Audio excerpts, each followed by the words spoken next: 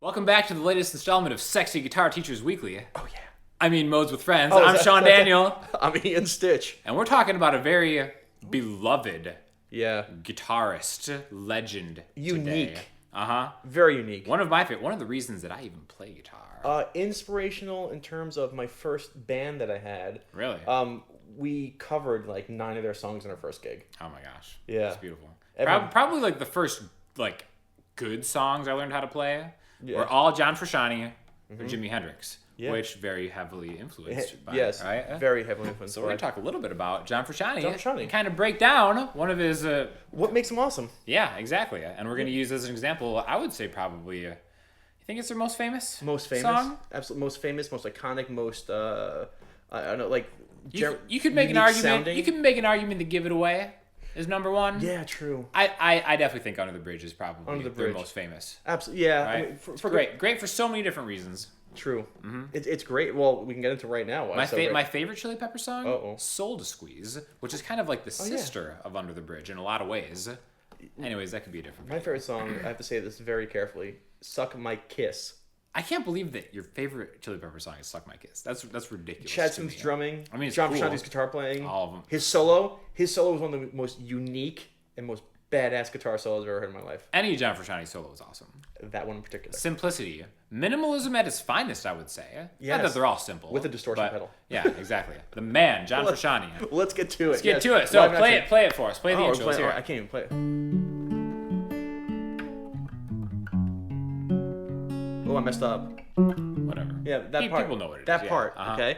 I really should play it for you guys, but hey, that's what you get. All right, so the beginning of Under the Bridge, you have this D chord, right? Right. And then C-shaped D chord, rooted on the 5th fret of the A string. And then we have this magical moment. Yeah. And then all of a sudden, an F sharp major. And we gotta talk about that. Then we have this back to the D major. And then we have this crazy slide to E major. Just bring up 2 frets. And again, this isn't a lesson on how to play it. This is a lesson kind of dissecting it. That's right, we're talking about it. And we were just talking about it. It was actually why we shot this video, is understand this chord progression.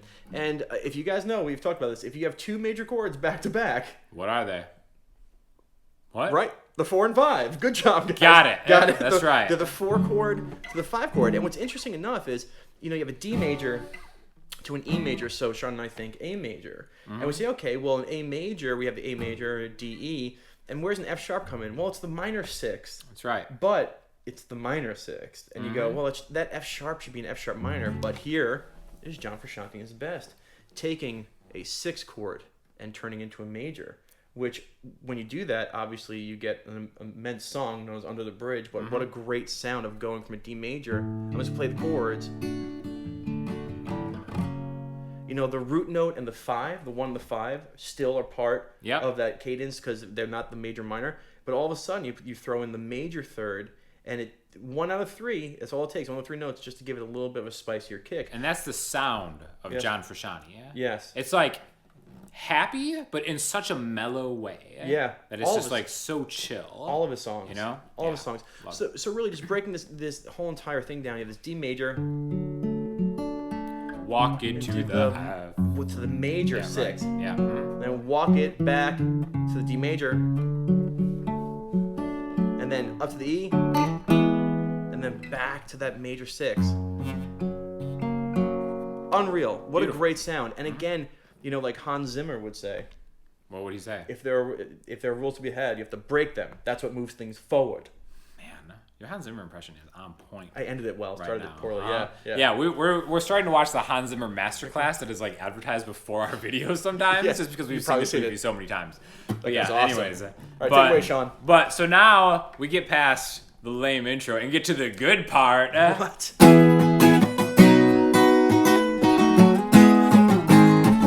That's what I'm talking about right there. Once I learned how to play that part, Yep. that was like a breakthrough moment for me as a guitar player. Really? Because that was like such a cool like riff, like using inflections in like a Hendrix type way. But in a Frusciante way. Exactly.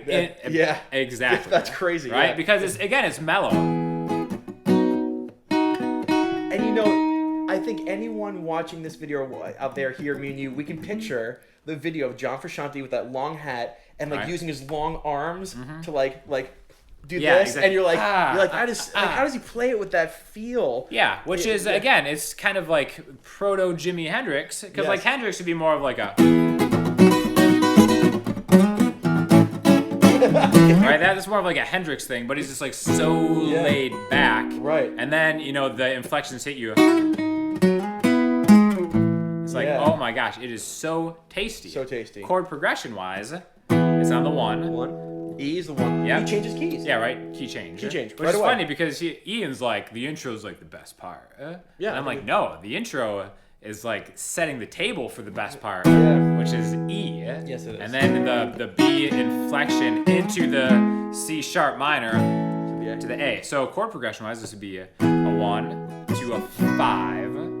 Slide into a 6, back to 4. Done. And actually, so when he's going into like the minor scale, the relative minor of the 6, what he does a lot is he'll lead from one chord into a mode shape or into another chord shape or whatever, right? Especially from the 5, a very Frusciante thing to do is inflect in the minor scale. Yeah. As almost like a pivoting point into a further chord. Absolutely. Right? So at any time, you could always do that, right?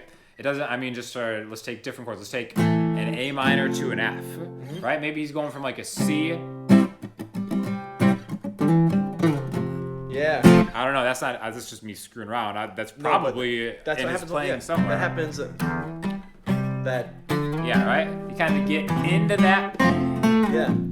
Right? Like, there's so many examples of how he uses that minor pentatonic shape just as kind of like an inflection point into different chord progressions. Into it. Right? So, like, that song goes from 1 to the 5 to the 6 to the 4.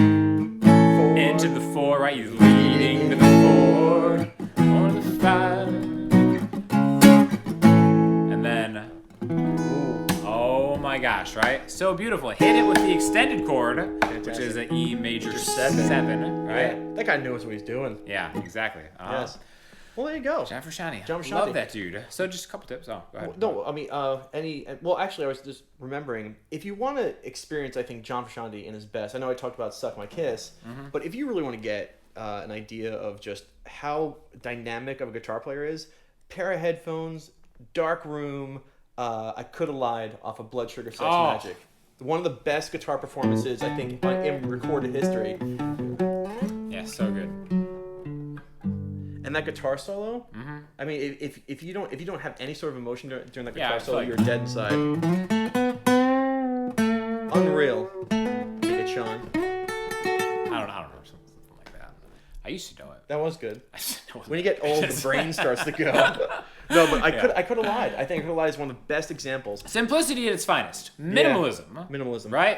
And really, one of the most emotional players, when you hear that guitar solo, and you realize it's mostly pentatonics, right? And he's just wailing on this, and the dynamics, go listen to it and you enjoy it. Exactly. And also, too, I do want to say, the new guy, Klinghoffer, I think he gets a lot of hate. I think that dude can play. He's a good player, but it's like replacing a legend like that is like so... Yeah. It's a no-win situation. It's a no-win situation. He's doing a great job, but unfortunately, he didn't write the songs. Yeah, he didn't. So like, great player though. Let's just ease off him. It's not his fault that Frusciante's doing his own thing, which is cool too. Well, speaking of a quick dynamic, about Frusciante is that I think we were talking like a lot of Frusciante. He left the band, but a lot of Frusciante's songs are really paired with Flea.